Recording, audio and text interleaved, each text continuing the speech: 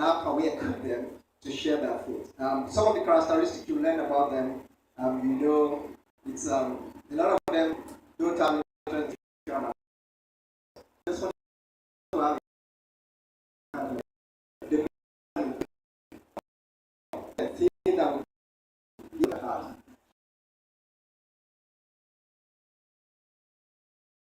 It's long, it's boring. Attention span very good. When you want to bring it on, but you want to short term, that works for them. And for them, they have to want it trending rather than to see what is God saying about my life or what is trending. What are people that might be doing? That's the forward of me. I'm ashamed of. Actually, I realize people who are considered as this is a very serious question. You don't want to be tagged by that. But what I find as a tool is to help us to see, despite all these characteristics of these teenagers, how can we still reach there? And there are two questions that we need to continue to help them for us as we engage them to answer. Number one is, as he or she believes, like John 10, you see you believe you become. As he hasn't, then it's difficult to see what we really want to make out of that try to come out. And the second question is he growing in Christ likeness? Is he going to become more like Christ? And it's important for them to be able to keep growing in understanding of who Jesus is and growing in whatever when Paul met Jesus on his way to Damascus. Now, the question he asks is, who are you, Lord? And what do you want me to do? And this is a question that every believer has to keep asking. And even our teenagers needs to keep understanding who is he. And so it's a great way to be sharing with what Alpha is, and especially to look at Alpha is, which is designed for keeping the teens to young adult age. That's what this tool is really designed for. For us at Alpha, our vision is the evangelization of the nation, the revitalization of the church, and the transformation of the society. So we are really happy to see what Tom is doing, and it's a privilege for us even to be here to share and to be part of what God is doing. I would like to say that Alpha is a tool, so it's not another ministry to say a tool to equip you in what you're doing. It's a resource that you can pick up and adapt to equip them to reach their friends. So there's a short video that I'm playing.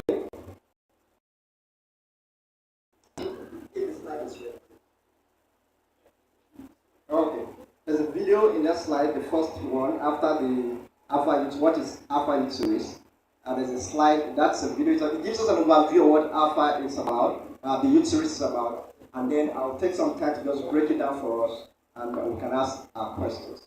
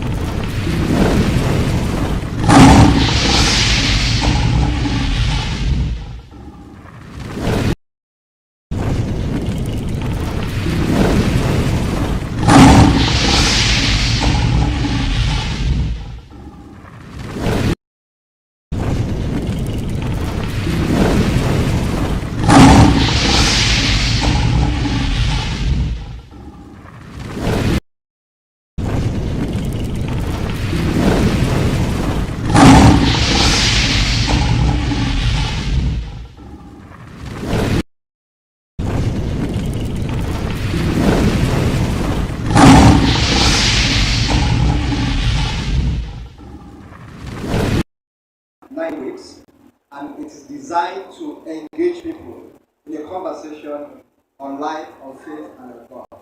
So it's like creating a forum and a platform where people can have conversation. But there are a few things that guides the conversation. First is there's always a food in building this interaction, and then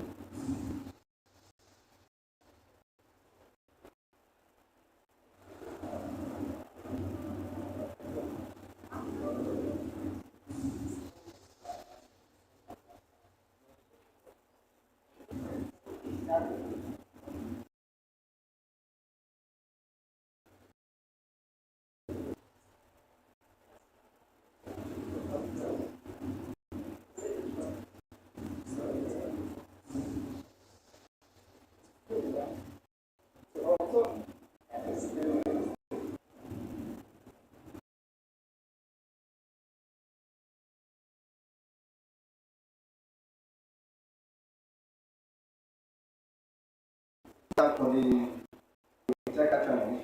So ABBA is a series of interaction that focuses on the foundation. It's not a tool that I would say you use continuously, but it's a tool that is helped to clarify the gospel for teens as part of the Alpha Youth series because it's designed specifically for that age group.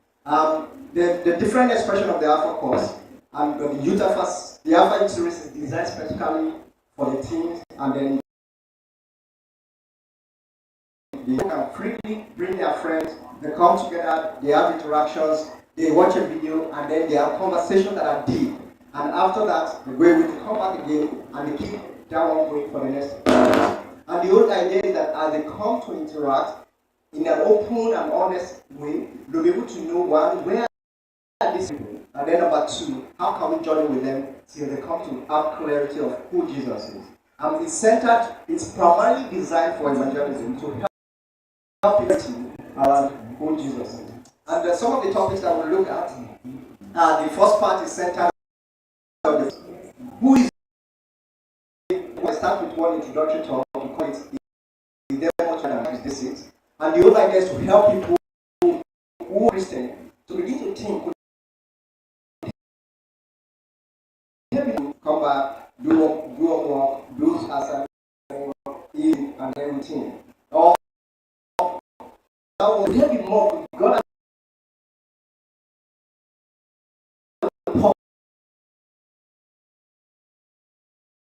and why did Jesus die? And how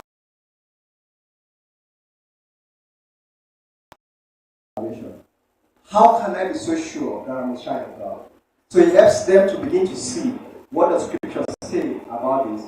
What are the evidence? What are the things that Jesus has made as for me? How do I and how can I show that this is and secure for me? It helps them to be on that side.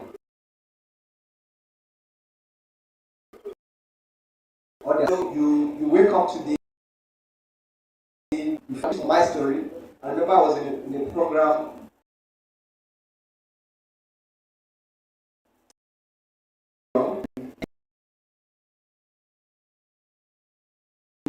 after. The second day, he made another call. I came out again. The third day, he finished his message, made another call. I came out again. The fourth day, as I was about stepping out, then my sister was with me. She then held me down. I said, how many times do you want to be like this?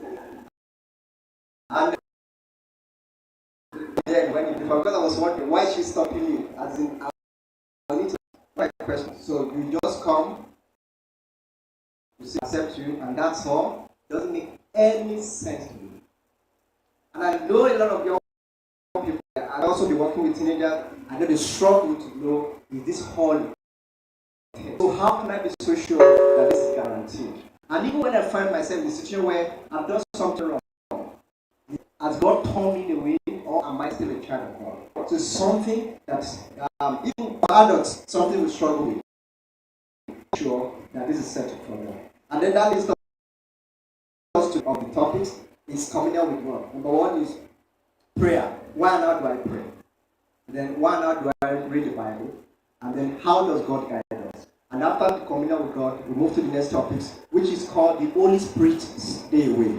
So there's a session that is designed to help us understand who is this Holy Spirit, what does he do, how can I be filled with the Holy Spirit? And the whole idea is to give them, to bring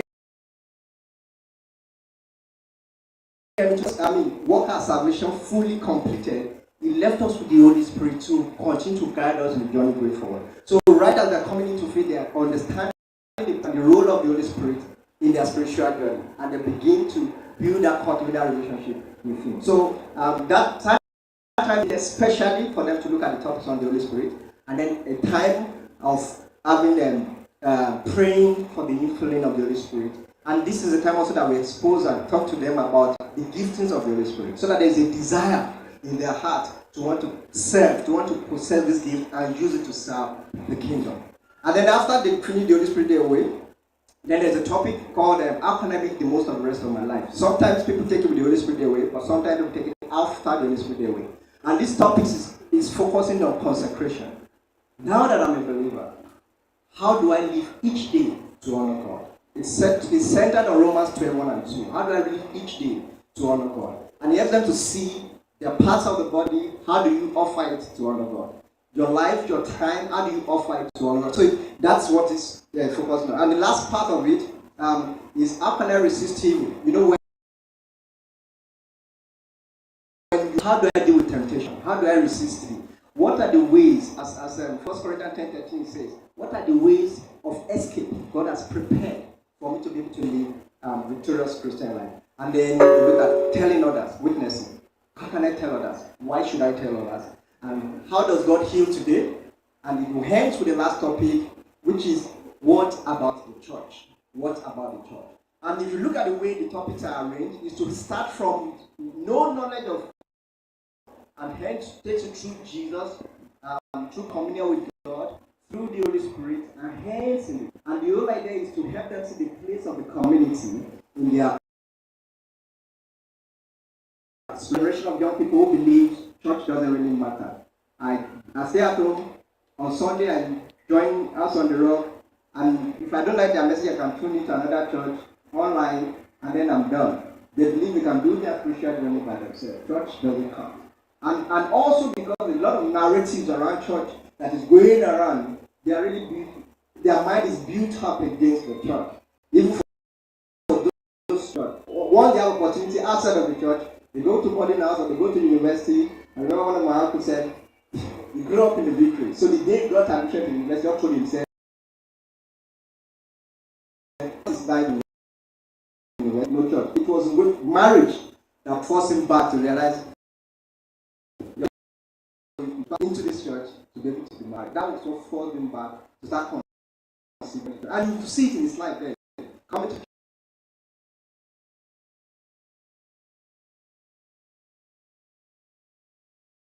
church doesn't count for them. But then, how would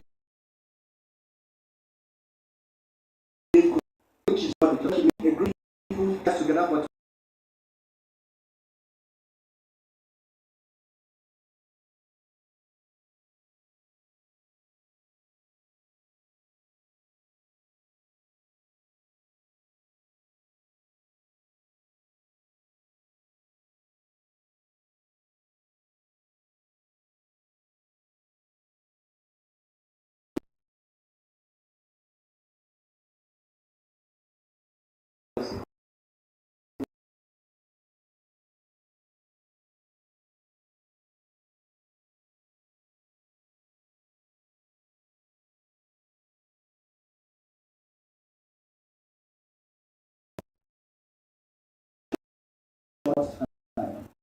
and they came back to just give their life to Jesus and